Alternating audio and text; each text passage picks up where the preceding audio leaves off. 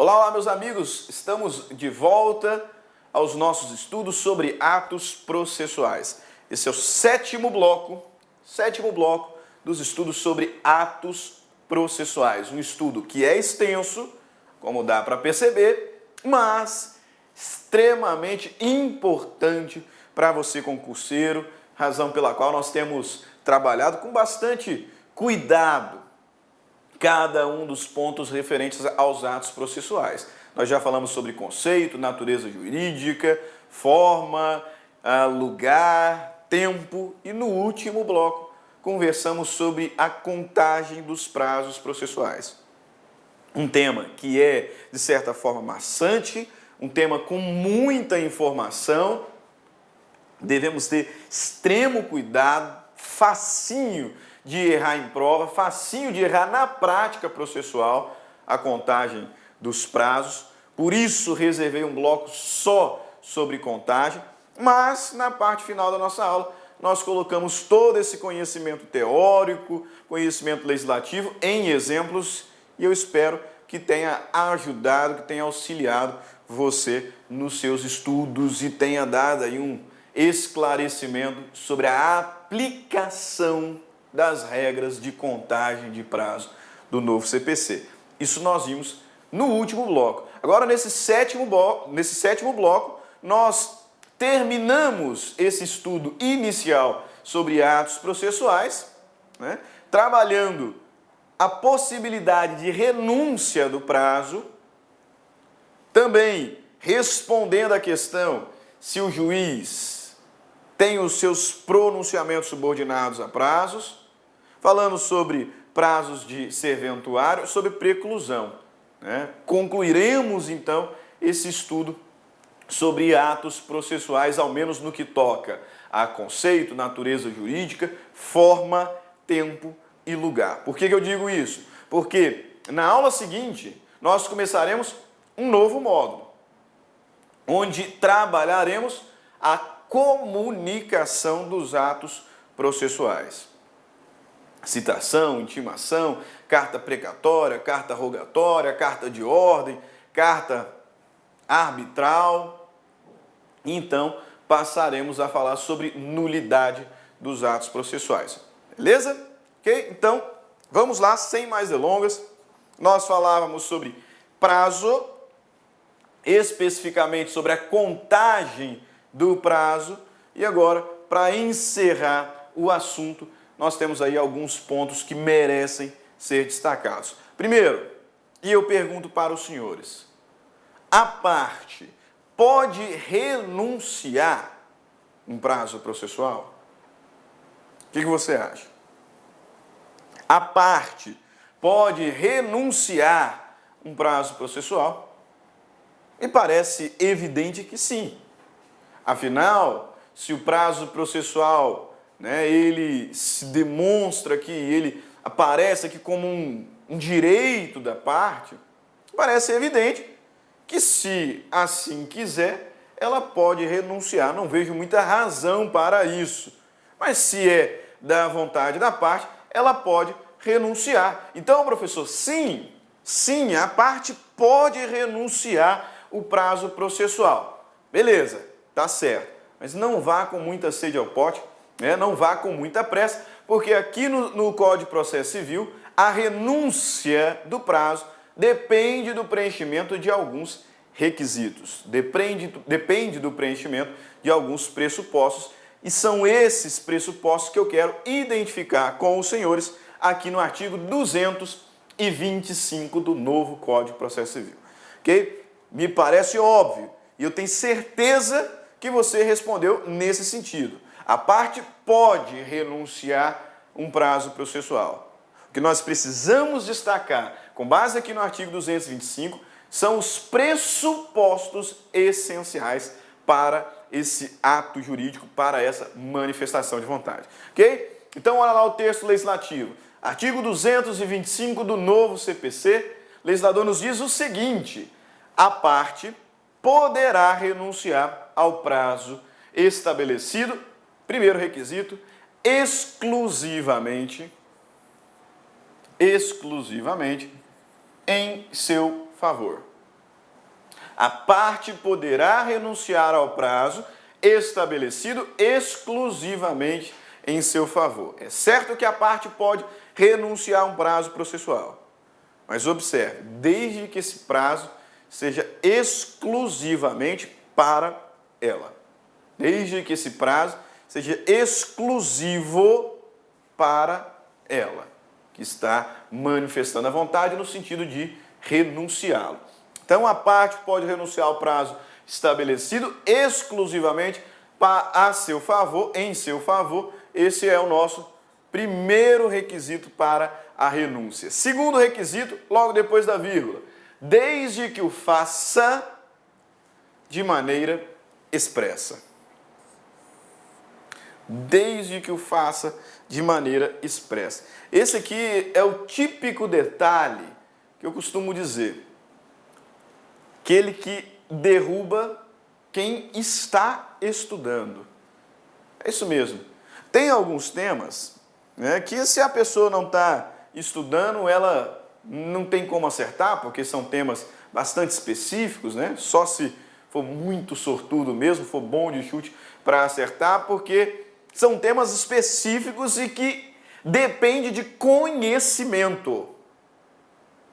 Mas na nossa estrutura de estudo para concurso público, existem alguns pontos que eu não gosto muito, mas sim temos que fazer, precisam ser decorados. Porque são pontos que mesmo que você saiba o tema, mesmo que você esteja afiado no assunto, tenha conhecimento, tem uns detalhes ali que, se forem esquecidos, certamente te derrubará. Certamente. E um desses detalhes é exatamente o que aparece aqui, né? Veja bem, a parte pode renunciar ao prazo exclusivamente em seu favor. É razoável isso, é evidente.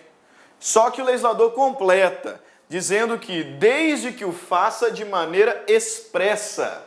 E por que eu digo que esse tipo de informação derruba muita gente? Eu acho até me perdoe a expressão, mas até uma sacanagem da parte das bancas elaboradoras de concurso público, mas eu já vi algumas vezes o enunciado dizer, assim como está aqui, ó, a parte poderá renunciar ao prazo estabelecido exclusivamente em seu favor, podendo fazer de maneira expressa ou tácita. E só que detalhezinho, detalhe bobo, né? E aí aparece lá, podendo fazer de forma expressa ou tácita. Aí você vai lá e marca certo, errado. 2 são os requisitos e precisam ser destacados aí no seu material de estudo e precisam ser destacados na legislação que você utiliza para estudar para o concurso público. A parte pode renunciar ao ato processual? Pode. Desde que seja um prazo exclusivamente em seu favor e desde que o faça de maneira expressa. Não cabe renúncia a prazo processual de forma tácita. Não cabe. Cuidado, porque várias bancas costumam fazer essa pegadinha, dizer que o prazo pode ser renunciado de forma expressa ou tácita. Tácita não. Tácita não. De forma expressa, é isso que o legislador nos esclarece aqui através do artigo 225. A parte pode renunciar, poderá renunciar ao prazo, primeiro, exclusivamente em seu favor. Segundo, desde que o faça de forma expressa. Não cabe renúncia tácita. Tá? Aqui rapidinho, são regras específicas sobre prazo processual. E agora, então, vamos para o segundo ponto dessas regras específicas sobre prazo processual e últimas regras sobre prazo processual. E aqui eu chego com mais uma questão. Primeiro eu te perguntei se a parte poderia renunciar. E nós vimos que sim, desde que o prazo seja exclusivamente em seu favor e realizado de forma expressa. Segunda questão que eu tenho para os senhores é se o juiz também se sujeita a prazo para os pronunciamentos processuais. Lá na primeira aula, nós, logo depois de apresentarmos o conceito, natureza jurídica dos atos processuais, apresentamos a classificação tradicional e doutrinária, mas que encontra embasamento legislativo, dos atos processuais. Classificação que se divide em 3 espécies: atos das partes, atos do juiz, também chamado de pronunciamentos do juiz, e atos do escrivão, o chefe de secretaria.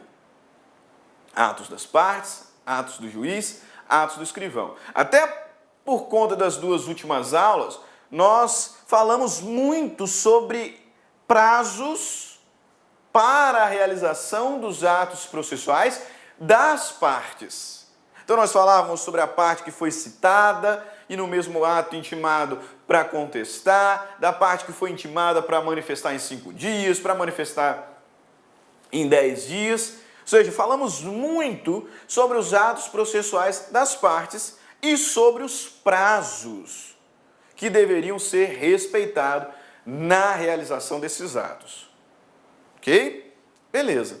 Só que naquela classificação original, tradicional, doutrinária, também legislativa, nós temos os chamados pronunciamentos do juiz, que são 3. Você se lembra? Sentença, decisão interlocutória e despacho. Aí eu questiono os senhores, para o cumprimento desses pronunciamentos, o juiz deve respeitar algum prazo? Imagina que o processo foi concluído para o juiz e agora ele deve despachar, proferir uma decisão interlocutória ou proferir até mesmo uma sentença. Existe prazo para que o juiz despache, para que o juiz profira uma decisão interlocutória, para que o juiz sentencie? Ele também, enquanto magistrado, enquanto gestor da relação jurídica processual, enquanto responsável pelo desenvolvimento do processo de ofício. Lembra? Lá nas noções introdutórias, nas normas fundamentais do processo, em que nós aprendemos que a jurisdição ela é inerte, então ela deve ser provocada, só que o processo se desenvolve por impulso oficial. Quem dá esse impulso é o juiz, por meio desses pronunciamentos: despacho, decisão interlocutória e sentença. Na realização, no cumprimento desses pronunciamentos, o juiz está sujeito a prazo? O que vocês acham? O legislador nos diz o seguinte: sim, para o cumprimento dos seus pronunciamentos, o juiz está subordinado a prazos. A prazos. E são 3, a depender da natureza do pronunciamento. Veja só o que o artigo 226 do novo Código de Processo Civil nos diz sobre o tema. Artigo 226, o legislador diz o seguinte: o juiz proferirá, inciso 1º, os despachos no prazo de 5 dias. Ok? Então, despacho, prazo de 5 dias. Prazo de 5 dias. Proferirá as decisões interlocutórias no prazo de 10 dias. E proferirá as sentenças no prazo de 30 dias. Ok? Então, o legislador deixando bem claro aqui a resposta ao questionamento que acabei de fazer. O juiz tem 3 pronunciamentos, 3 espécies de pronunciamento. É óbvio que o juiz realiza diversos outros atos processuais, Ele que gerencia o processo, é ele que vai ditar a organização da audiência, vai ouvir a testemunha, vai interrogar as partes, mas dentro dos atos processuais do juiz existem 3 pronunciamentos: despacho, decisão interlocutória e sentença. E para esses pronunciamentos, o juiz está sujeito a prazos. Para despachar, o juiz está sujeito a prazo de 5 dias. para proferir decisões interlocutórias, 10 dias, para proferir sentença, 30 dias. Então, mais uma vez aqui, artigo 226, esses números devem ser decorados, tá? Devem ser decorados, infelizmente, não gosto muito de decoreba, mas devem ser decorados. O legislador nos diz, o juiz proferirá os despachos no prazo de 5 dias, as decisões interlocutórias no prazo de 10 dias e as sentenças no prazo de 30 dias. 5, 10 e 30. 5 dias para despachar, 10 para proferir decisões interlocutórias, 30 dias para proferir sentenças. Agora, sabemos que o juiz, com base no que estipula o artigo 226, o juiz está sujeito a prazos processuais para os seus pronunciamentos. 5 dias para despacho, 10 dias para decisão interlocutória, 30 dias para a sentença. O que eu gostaria de refletir com os senhores nesse momento é sobre o seguinte: o juiz está sujeito a prazo. Olá, meus amigos, minhas amigas, sou o professor Luiz Antônio Carvalho, com muito prazer, muita satisfação, estou aqui para fazer um convite para vocês que estão assistindo a nossa playlist no YouTube, a nossa playlist focada no TRF4 aí, 2019, de tal publicado, de tal na praça.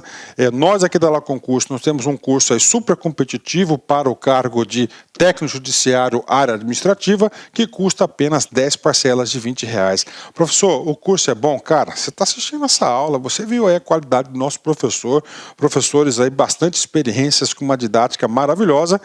10 parcelas de R$20, 75 dias de acesso, e você vai assistir o nosso curso completaço na nossa plataforma, e você terá também o nosso Personal Coach, né? Personal Coach é a nossa metodologia, a nossa ferramenta de estudo, de ensino, onde o aluno todos os dias tem uma meta de estudos. Se ele cumprir a sua meta de estudos, pode ter certeza que lá no dia da prova ele ficará muito competitivo, tá certo, meus amigos? Espero vocês. Quer se matricular? Tem um link aqui embaixo, pode clicar e pode conversar com as nossas atendentes. Um forte abraço, tchau, tchau, espero vocês. E se esses prazos não forem observados? Nós vimos que o juiz tem prazo de 5 dias para despachar, 10 dias para decisão interlocutória, 30 dias para sentença. E se o juiz não cumprir, se o juiz não observar esses prazos expressamente previstos na lei? Qual a consequência? Tem consequência? Se tem, qual a consequência? Veja bem, aqui tem um detalhe extremamente importante. Quando trabalhamos sobre modalidades de prazo, né, costuma-se falar em prazos próprios e prazos impróprios. A doutrina costuma dizer acerca dos prazos próprios e prazos impróprios. E qual é a diferença essencial dos prazos próprios para os impróprios? A diferença é que os prazos próprios, eles são preclusivos. E os prazos impróprios, não, são impreclusivos.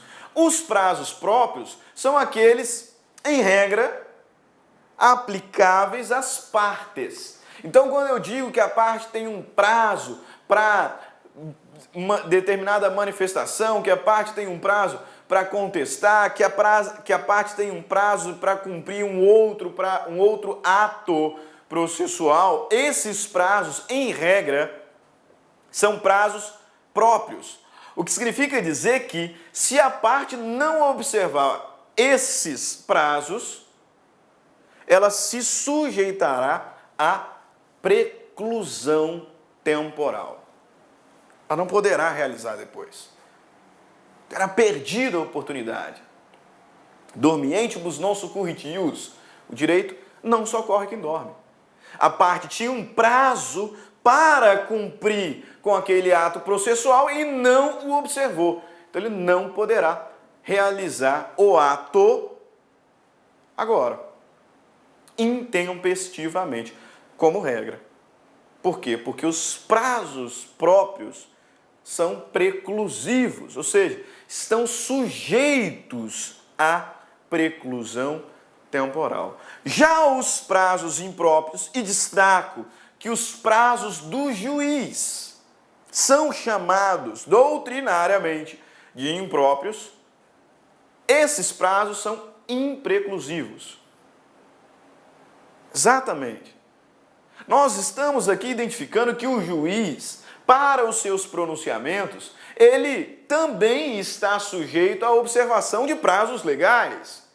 Prazo de 5 dias para despachar, 10 dias para proferir decisão interlocutória, 30 dias para sentenciar. Sim, mas esses prazos, notem, são impróprios. Impróprios, ou seja, não estão sujeitos à preclusão. Não estão sujeitos à preclusão. Noutras palavras, se esse prazo for inobservado, ainda assim o juiz estará obrigado ao cumprimento daquele ato processual, ao pronunciamento daquele ato processual, despacho, decisão interlocutória e sentença. E quando falamos isso, aí sim, me parece e se transforma em razoável a ideia de que os prazos do juiz realmente devem ser impróprios. Porque imagina, se esses prazos que nós identificamos fossem próprios e, portanto, preclusivos, com devido respeito, muitos juízes não sentenciariam mais. Precluiu, passou os 30 dias, então não vou mais dar aquela sentença, não vou mais proferir aquela sentença. Se é óbvio que não, se aqueles prazos fossem impróprios e, portanto, preclusivos, os únicos que sofreriam os efeitos da inobservância do prazo pelo juiz seriam as partes. As partes é que seriam prejudicadas pela não manifestação, pelo não pronunciamento do juiz no prazo previsto na lei. Então é razoável que esses prazos apresentados não sejam preclusivos, não sejam próprios. Noutros termos, que esses prazos sejam impróprios. Acontece que quando faço essa afirmação, alguns alunos da universidade presencial sempre me questionam: professor, se esses prazos são impróprios e, portanto, não são hábeis a causar consequências processuais imediatas, dentre as quais destaca-se a preclusão, por que esses prazos existem? Por que eu vou falar que o juiz tem 5 dias para despachar, 10 dias para decisão interlocutória, 30 dias para sentença, sendo que se ele não observar o prazo previsto na lei, nós não teremos uma consequência imediata para a relação processual, porque esses prazos não estão sujeitos à preclusão. E essa dúvida fica ainda maior quando passamos a análise do artigo 227. Porque o legislador diz: em qualquer grau de jurisdição, havendo motivo justificado, pode o juiz exceder por igual tempo os prazos a que está submetido. Professor, se os prazos a que está submetido o juiz não são preclusivos, por que ele tem que motivar, por que ele tem que justificar para então poder, por igual tempo, excedê-los? Sempre me questionam em sala de aula: professor, por que esses prazos existem?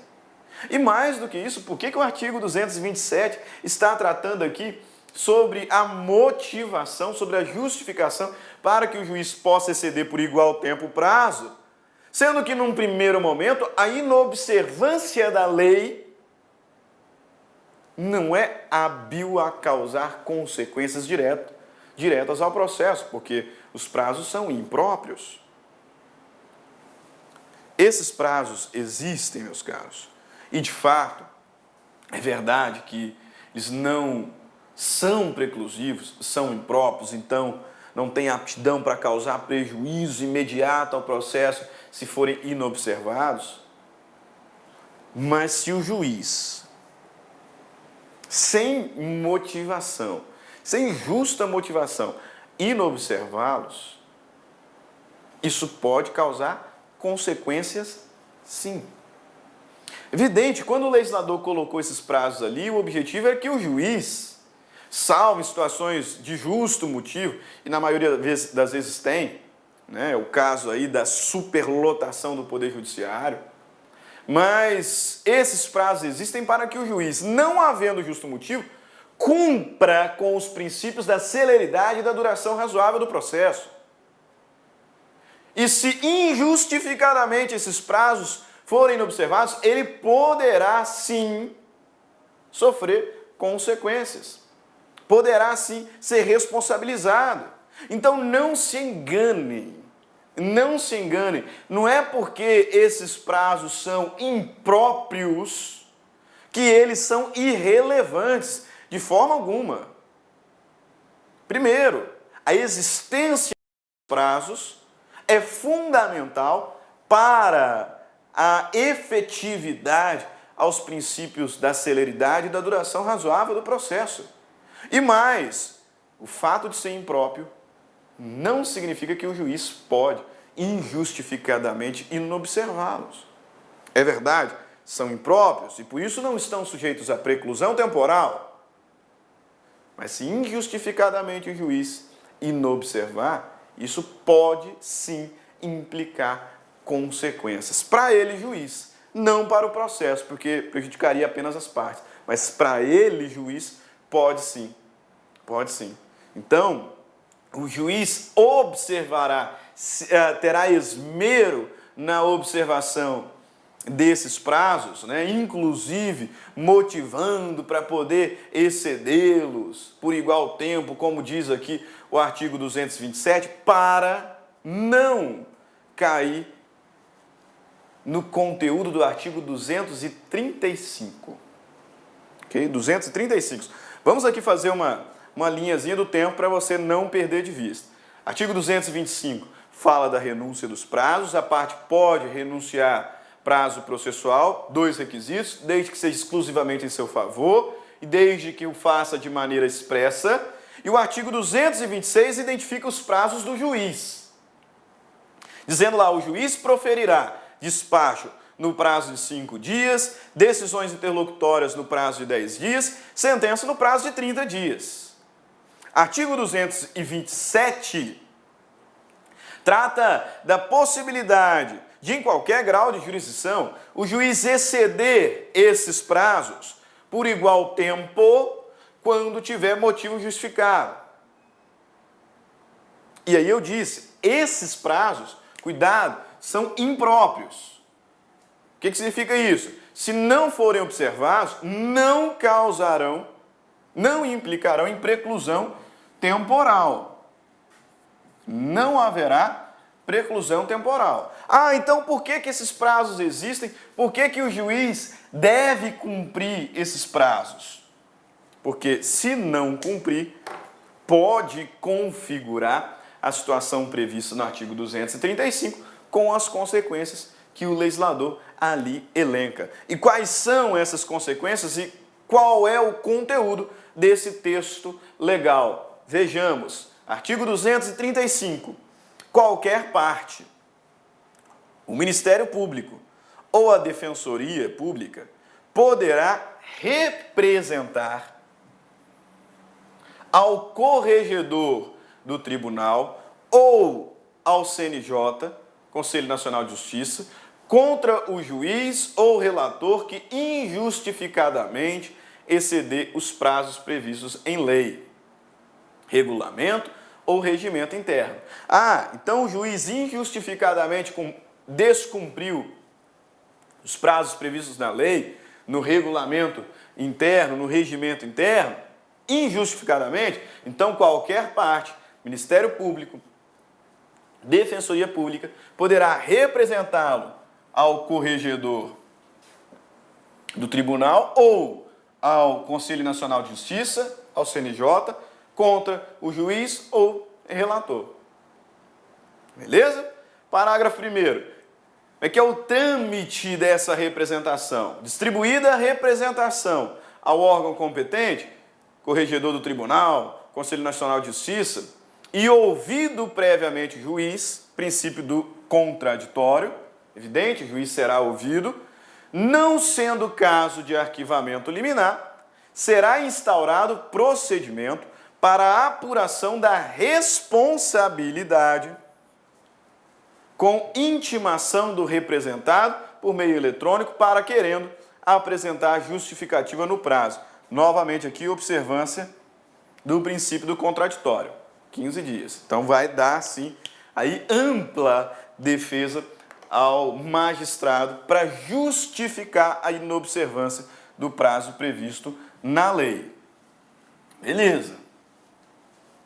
Então, ali a razão. Segue o parágrafo 2º, né, destrinchando e identificando mais informações sobre o procedimento. Veja lá. Sem prejuízo das sanções administrativas cabíveis, em até 48 horas, após a apresentação ou não da justificativa de que trata o parágrafo 1º, se for o caso, o corregedor do tribunal ou relator do CNJ determinará a intimação do representado por meio eletrônico para que em 10 dias pratique o ato. Então, sem prejuízo das sanções administrativas cabíveis, em até 48 horas após a apresentação ou não da justificativa de que trata o parágrafo 1º, se for o caso, corregedor do tribunal, relator do CNJ, determinará a intimação do representado por meio eletrônico para que em 10 dias pratique o ato. Mantida a inércia, então, apresentou justificativa, foi devidamente notificado, para cumprir o ato processual, pronunciamento no prazo aqui de 10 dias, o juiz se mantiver-se inerte, parágrafo 3º, nos diz, mantida a inércia, os autos do processo serão remetidos ao substituto legal do juiz ou do relator contra o qual se representou para a decisão em 10 dias. Ok? Então, grave. O juiz também está subordinado a prazos processuais. O juiz também está sujeito a prazos processuais na realização dos seus pronunciamentos. 5 dias para despacho, 10 dias para decisão interlocutória, 30 dias para sentença. Esses prazos são impróprios, ou seja, não são preclusivos. Só que se o juiz injustificadamente inobservá-los, a parte, Ministério Público, Defensoria Pública, poderá representá-lo junto ao corregedor do tribunal ou ao CNJ para o procedimento previsto aqui no artigo 235. Então é por isso que ele vai se esmerar em cumprir, ou deveria, se esmerar em cumprir o prazo previsto na lei. Agora, é evidente que na prática processual, poucas vezes observamos o cumprimento desses prazos. E tem justificativa? Tem. Superlotação do Poder Judiciário. Quer justificativa maior? Tanto de processo que tem no Poder Judiciário. Realmente fica muito difícil cumprir os prazos previstos na lei. E mais, lá no início do novo CPC, o legislador fala sobre a ordem cronológica de deferimento, de pronunciamento do juiz, O novo CPC, lá nas normas fundamentais, ele estabelece uma novidade, inclusive, que é a ordem cronológica para o proferimento das decisões. Se há uma ordem cronológica lá no início, e aqui ele tem que cumprir com um prazo a contar da conclusão, fica difícil, fica muito difícil de cumprir esses prazos previstos expressamente na lei. Por isso, para você concurseiro, note, o juiz tem prazos. 5 dias para despacho, 10 dias para decisão interlocutória, 30 dias para sentença. São prazos impróprios, ou seja, não estão sujeitos à preclusão. Se injusto... Meus amigos, minhas amigas, sou o professor Luiz Antônio Carvalho, com muito prazer, muita satisfação. Estou aqui para fazer um convite para vocês que estão assistindo a nossa playlist no YouTube, a nossa playlist focada no TRF4 aí, 2019, de tal publicado, de tal na praça.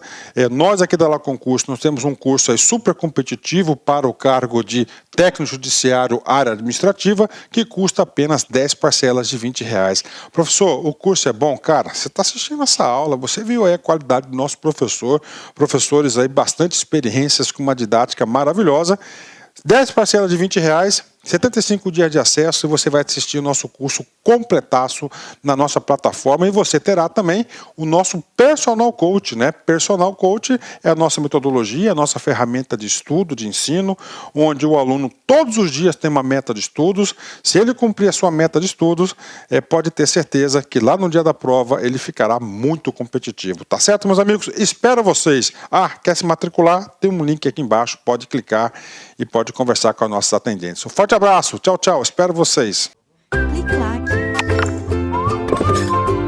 Justificadamente o juiz descumpri-los, né, ele poderá então se sujeitar a esse procedimento previsto no artigo 235 do novo CPC. Se o juiz tem prazo, se as partes têm prazo, é evidente, os serventuários também têm prazos para o cumprimento de suas atribuições. E o legislador expressamente trata o assunto no artigo 228 do novo CPC. Ok? Eu confesso, esse pedacinho da nossa aula não tem escapatória, pessoal. É decorar. Tá? É decorar. A parte da matéria já disse que eu costumo afirmar para os meus alunos, tanto na faculdade quanto em preparatórios presenciais para concurso público. É uma parte da matéria que derruba aluno bom. Derruba aluno bom porque é decoreba. A parte pode renunciar? Pode.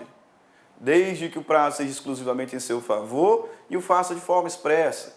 O juiz está sujeito a prazo? Tá. 5 dias para despachar, 10 dias para decisão interlocutória, 15 dias para sentença. O prazo é impróprio. Os serventuários estão sujeitos a prazo? Estão também. E aqui, mais uma vez, temos que decorar. O legislador vai dizer: incumbirá ao serventuário remeter os autos conclusos no prazo de 1 dia. Já lá, no que toca à conclusão, incumbirá ao serventuário remeter os autos conclusos no prazo de 1 dia. E os demais atos processuais, executar os atos processuais no prazo de 5 dias, contado da data em que houver concluído o ato processual anterior, se lhe foi imposto pela lei, ou contado do momento em que tiver ciência da ordem, quando determinada pelo juiz. Então, veja lá, serventuário. Tem prazo? Tem. Prazo para remeter a autos conclusos, 1 dia. Prazo para o cumprimento dos demais atos processuais, 5 dias. 5 dias contado a partir de quando, professor? Se é um ato processual previsto na lei, 5 dias após a conclusão do ato processual anterior.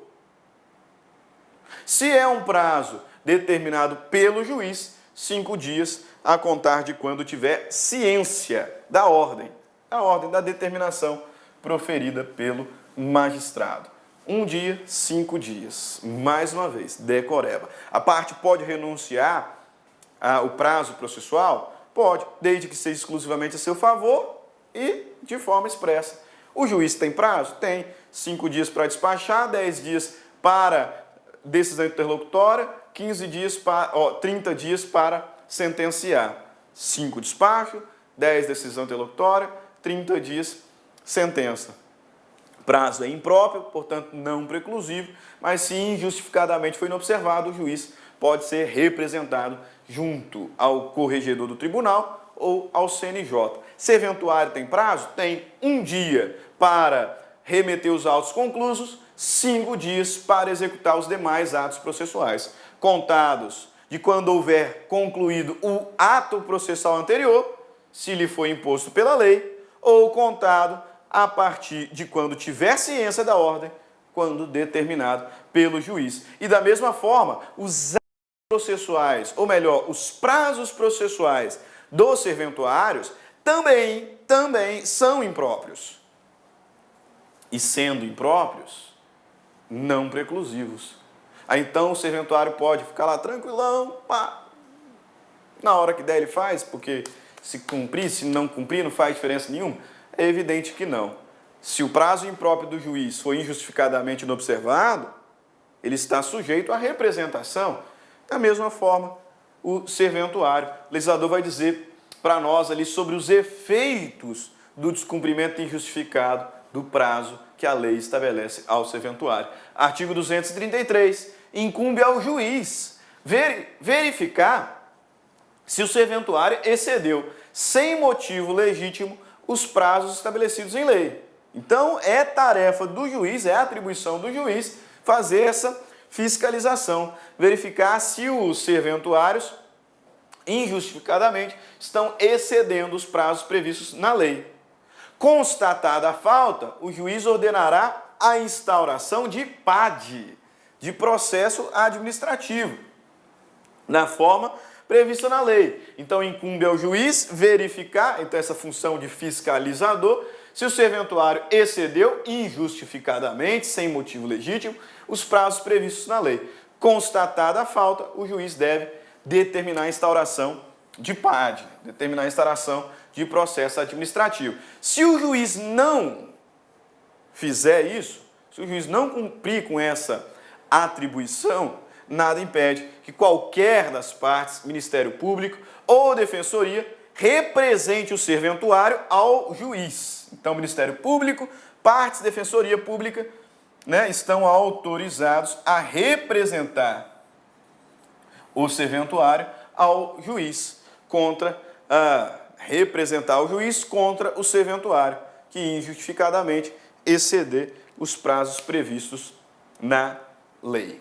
Beleza? Para que o juiz, se entender necessário, providencie a instauração do PAD, do processo administrativo nos termos da lei. Ok? Beleza. Chegamos à parte final dessa aula falando sobre preclusão. Se os outros temas são aí bastante decoreba daquilo que está previsto na lei, preclusão é um tema eminentemente doutrinário. Okay? É um tema realmente doutrinário. A gente não vê lá no CPC um capítulo falando só sobre preclusão. Não. A gente não encontra um capítulo falando só sobre preclusão. Ela está espalhada CPC afora. É um tema notadamente doutrinário, mas um tema extremamente importante. Por isso eu gostaria de compartilhar com os senhores nesse momento. Primeiro, o que é preclusão? Nós vimos que os atos processuais das partes, especificamente, estão sujeitos a prazos próprios. Isso significa que, se os atos não forem realizados no prazo previsto na lei, a parte não poderá realizá-los a posteriori. Essa aqui é uma espécie de preclusão, que nós chamamos de preclusão temporal. Mas tal exemplo já serve para nos identificar o conceito de preclusão. O que é preclusão?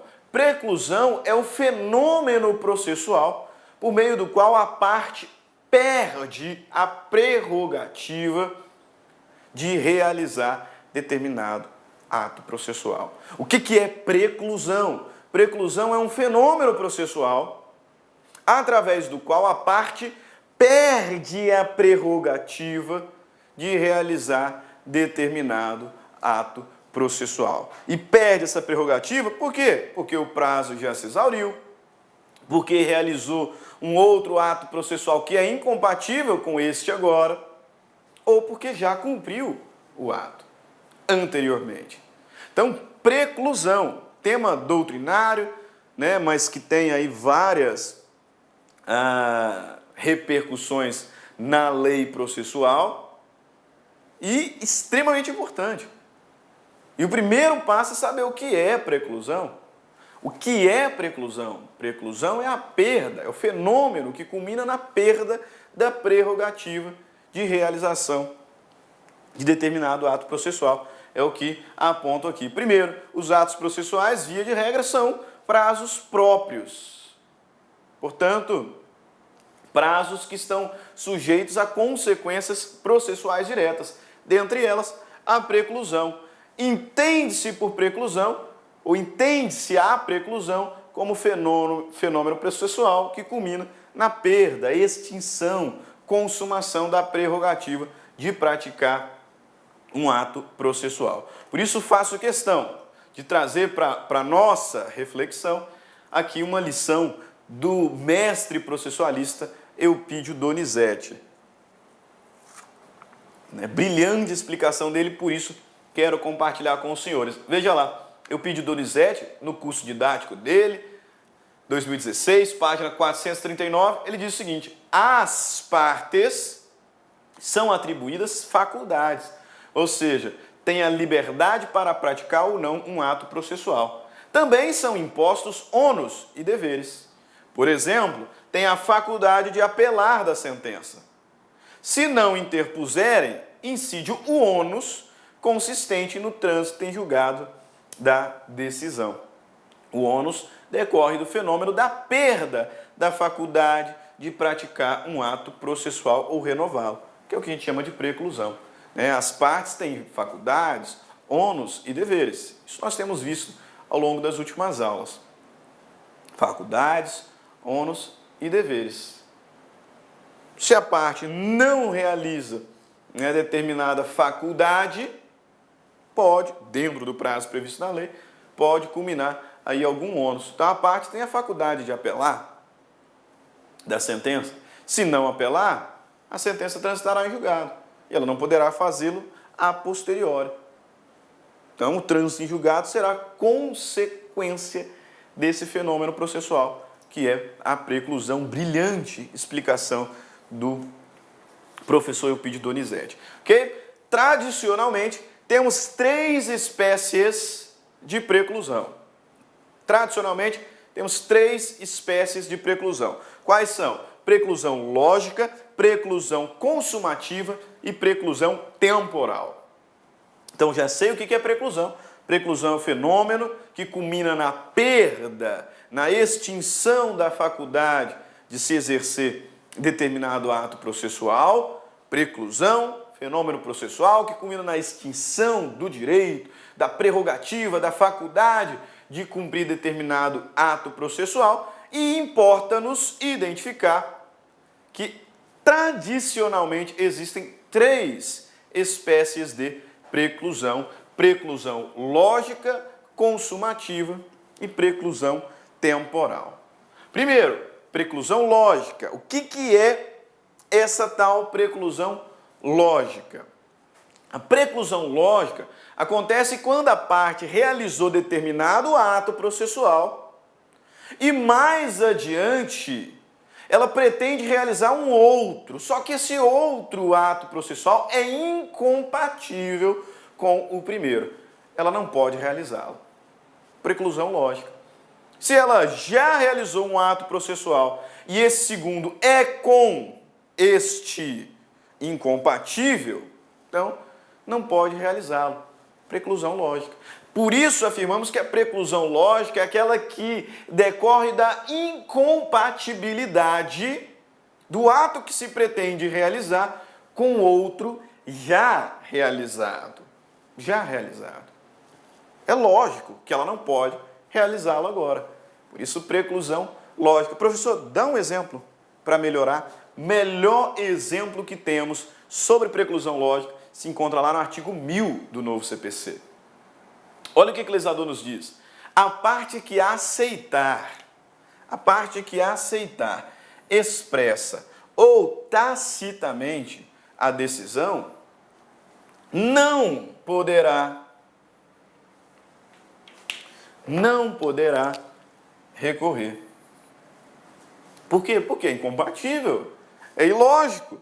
Se a parte aceitou a decisão, se a parte aceitou expressa ou tacitamente a decisão, é evidente, ela não pode recorrer, ué. E só como é que é incompatível? Se ela realizou um ato processual, se ela se manifestou no sentido de aceitar a decisão, agora ela não pode recorrer. Preclusão lógica. É incompatível. Se ela aceitou, vai recorrer? Não faz sentido. A ideia de recorrer de uma decisão, né, o fundamento de um recurso é a insatisfação, é a discordância, é a rejeição da decisão que foi proferida. Se uma decisão foi proferida e eu não concordo com ela, eu vou recorrer. Agora, eu aceitei a decisão e recorro? Não, não posso. Preclusão lógica é o que o caput do artigo 1000 nos traz. A parte que aceitar expressa ou tacitamente a decisão não poderá recorrer. É lógico que não possa recorrer. E complementa o parágrafo único dizendo: considera-se aceitação tácita a prática sem nenhuma reserva de ato incompatível com a vontade de recorrer. Então imagina que o indivíduo foi condenado, né, a pagar determinado valor e ele paga. Agora recorre? Não. Incompatível. Aceitou tacitamente a decisão. O seu direito de recorrer precluiu logicamente. Ok? Segunda espécie de preclusão é a chamada preclusão consumativa. E muitos acabam confundindo a preclusão consumativa com a lógica. Mas não dá para acontecer isso. Por quê? Entendam. Na preclusão lógica, a parte realizou um ato processual. Agora ela quer realizar um outro que é incompatível. Não pode. Não pode. Aqui, no contexto da preclusão consumativa, o que nós temos é a perda da prerrogativa de praticar determinado ato, porque este ato já foi praticado. Pegou a diferença? Na preclusão lógica, eu tenho dois atos distintos e o segundo é incompatível com o primeiro. Por isso ele não pode ser realizado. Aqui na preclusão consumativa, o ato já foi praticado. Por isso é que ele não pode ser praticado agora. Não me interessa se ele foi bem ou mal praticado. Ah, meus amigos, minhas amigas, sou o professor Luiz Antônio Carvalho, com muito prazer, muita satisfação. Estou aqui para fazer um convite para vocês que estão assistindo a nossa playlist no YouTube, a nossa playlist focada no TRF4 aí, 2019, de tal publicado, de tal na praça. Nós aqui da La Concurso, nós temos um curso aí super competitivo para o cargo de técnico judiciário área administrativa, que custa apenas 10 parcelas de R$20. Professor, o curso é bom? Cara, você está assistindo essa aula, você viu aí a qualidade do nosso professor, professores aí bastante experiências com uma didática maravilhosa. 10 parcelas de R$20, 75 dias de acesso, e você vai assistir o nosso curso completaço na nossa plataforma, e você terá também o nosso Personal Coach, né? Personal Coach é a nossa metodologia, a nossa ferramenta de estudo, de ensino, onde o aluno todos os dias tem uma meta de estudos. Se ele cumprir a sua meta de estudos, pode ter certeza que lá no dia da prova ele ficará muito competitivo. Tá certo, meus amigos? Espero vocês. Quer se matricular? Tem um link aqui embaixo, pode clicar e pode conversar com as nossas atendentes. Um forte abraço, tchau, tchau, espero vocês. Ele já foi praticado, portanto não pode agora ser realizado, ainda que esteja dentro do prazo previsto na lei. Então a parte já contestou, ainda falta 2 dias para exaurir o prazo de 15 dias previsto na lei. Então, vou fazer lá algumas modificações. Não pode. Já contestou. O direito de contestar precluiu consumativamente. Isso que chamamos, então, de preclusão consumativa. Aquela que ocorre quando o ato processual já foi praticado e, por isso, não pode ser repetido. Em regra, ato processual só pode ser realizado uma vez. e sendo consumado, não poderá ser realizado novamente. Observe, não importa se bem ou mal, uma vez praticado, não será possível realizá-lo novamente, nem complementá-lo ou emendá-lo. Preclusão consumativa. Notem, portanto, a diferença da preclusão lógica para a consumativa. E a preclusão temporal? A preclusão temporal é a que mais nos interessa para aquilo que estamos estudando, que é prazo. Quando afirmamos que os prazos estabelecidos para os atos das partes são próprios, isso significa que eles são preclusivos, o que queremos afirmar é que os atos das partes estão sujeitos à preclusão temporal. A parte tem um prazo para realizar aquele ato. Se não realizar no prazo estabelecido, então teremos a preclusão temporal, a perda do direito de praticá-lo. Por quê? Porque não foi praticado no tempo determinado. Por isso, preclusão temporal. Preclusão temporal, aquela que ocorre quando a parte deixa de cumprir o ato processual. Por isso que, popularmente, falamos o quê? Ela decorre da inércia. Se a preclusão lógica decorre da incompatibilidade, a preclusão consumativa decorre do cumprimento do ato processual, a preclusão temporal decorre da inércia. A parte teve o prazo para realizar aquele ato e não realizou. Agora não poderá, pois, realizá-lo. Perdeu o direito em razão do tempo. Interessante que a perda de um direito por tempo, aqui no direito processual a gente atribui o nome de preclusão. Lá no direito material, prescrição. Então é interessante fazer esse jogo de ideias quando estudamos paralelamente direito civil material, direito civil processual. Só que assim como eu fiz lá com o Eupídio Donizete, faço questão de compartilhar uma lição preciosa do mestre Daniel Amorim Assunção Neves, no seu manual brilhante, na minha visão, um dos melhores manuais de processo civil atualmente, o manual do Daniel Amorim Assunção Neves, e aqui ele dá um verdadeiro show, por isso resolvi destacá-lo para os nossos estudos. Veja lá, diz-se preclusão temporal quando o ato não puder ser praticado em virtude de ter decorrido o prazo previsto para sua prática sem a manifestação da parte. Ao deixar a parte interessada de realizar o ato processual dentro do prazo previsto, ele não mais poderá ser realizado, já que extemporâneo. Preclusão temporal. Essa preclusão expressamente aparece no CPC, no contexto que nós estamos estudando. Olha aqui, artigo 223 do novo CPC, o legislador diz: decorrido o prazo, extingue-se o direito de praticar ou emendar o ato processual. Preclusão temporal. Decorrido o prazo, extingue-se o direito de praticar ou de emendar o ato processual, independentemente de declaração judicial. Essa regra é absoluta? Não. Existe exceção, é evidente. E o legislador destaca, ficando assegurado, porém, a parte provar que não o realizou por justa causa. Então, se a parte não realizar o ato processual no prazo, ela perde o direito, preclusão temporal, mas é evidente, tem a possibilidade de demonstrar que não observou o prazo por justa causa. O que seria essa justa causa, professor? Parágrafo 1º.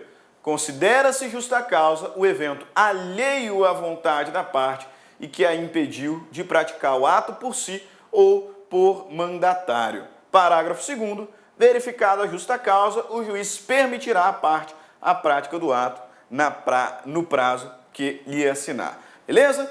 Vamos ver aqui algumas questões de concurso público em que o tema já foi cobrado, para encerrar o nosso encontro sobre prazos processuais.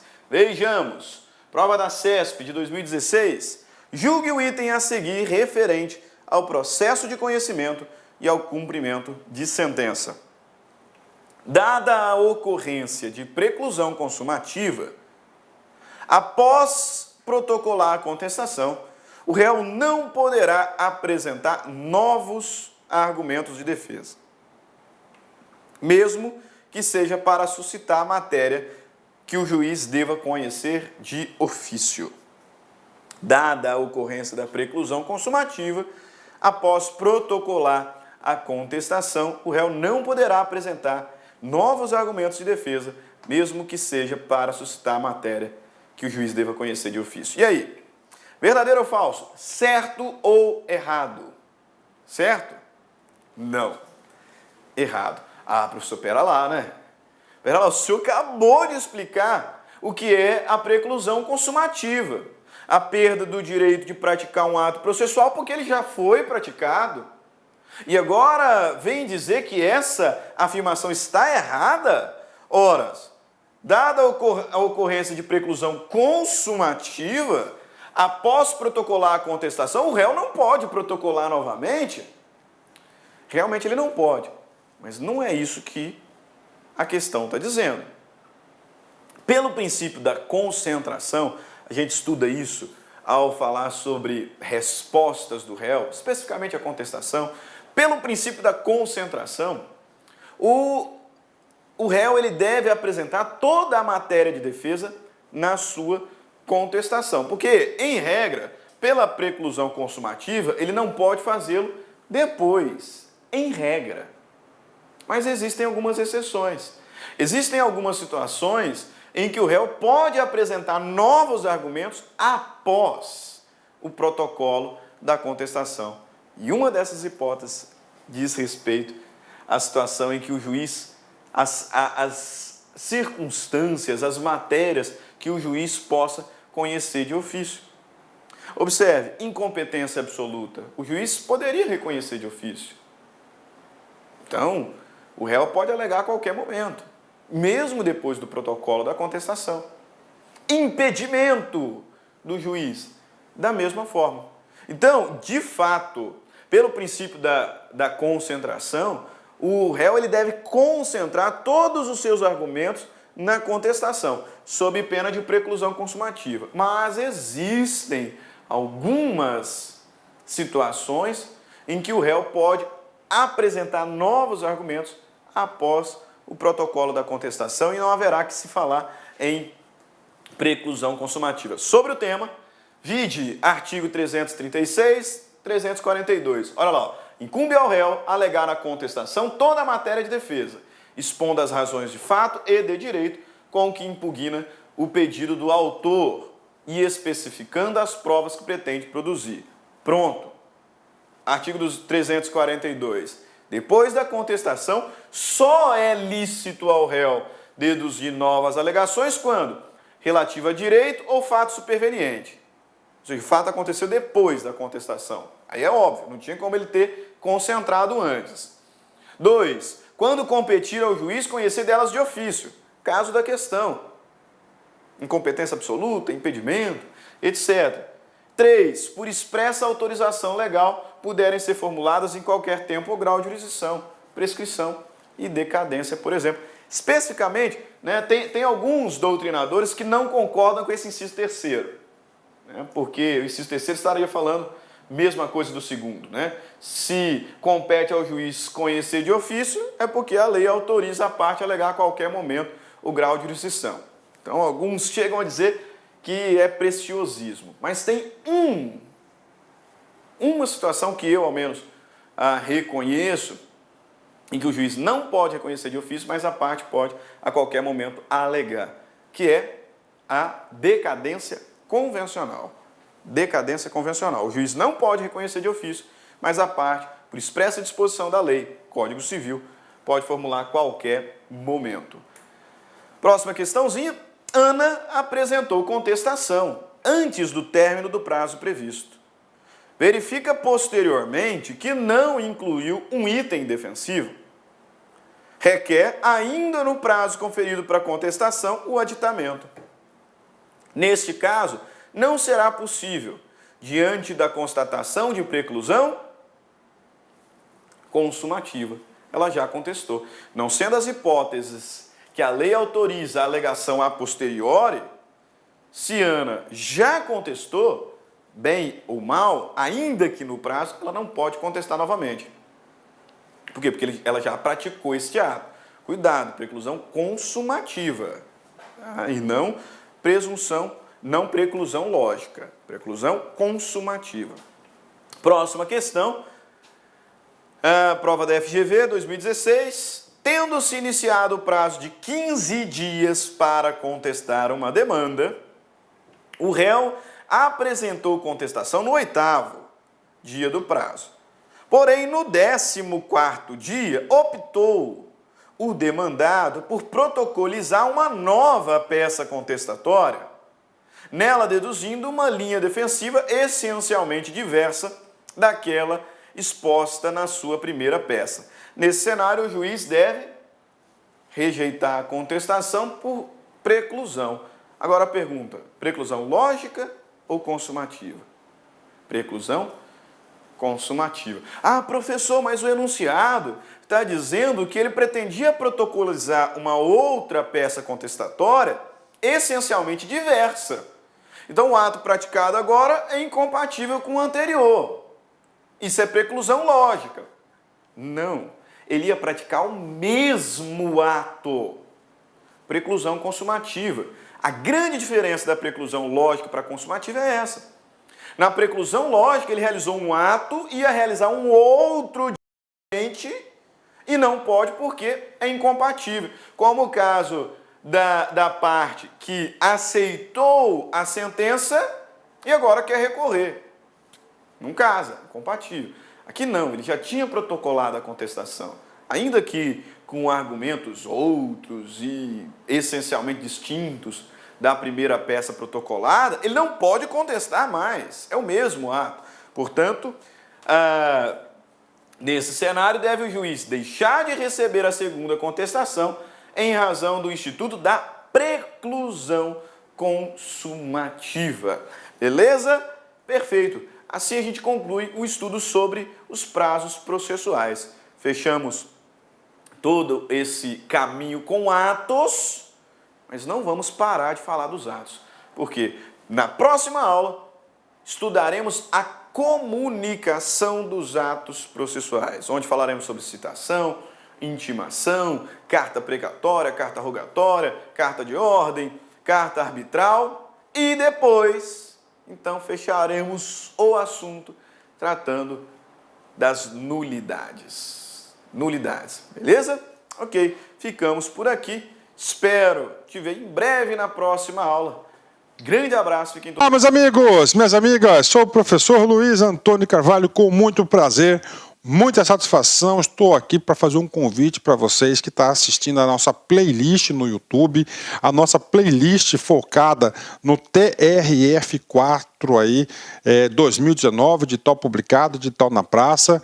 Nós aqui da La Concurso, nós temos um curso aí super competitivo para o cargo de técnico judiciário área administrativa, que custa apenas 10 parcelas de R$20. Professor, o curso é bom? Cara, você está assistindo essa aula, você viu aí a qualidade do nosso professor, professores aí, bastante experiências com uma didática maravilhosa. 10 parcelas de R$20, 75 dias de acesso e você vai assistir o nosso curso completaço na nossa plataforma e você terá também o nosso Personal Coach, né? Personal Coach é a nossa metodologia, a nossa ferramenta de estudo, de ensino, onde o aluno todos os dias tem uma meta de estudos. Se ele cumprir a sua meta de estudos, pode ter certeza que lá no dia da prova ele ficará muito competitivo. Tá certo, meus amigos? Espero vocês. Quer se matricular? Tem um link aqui embaixo, pode clicar e pode conversar com os nossos atendentes. Um forte abraço, tchau, tchau, espero vocês.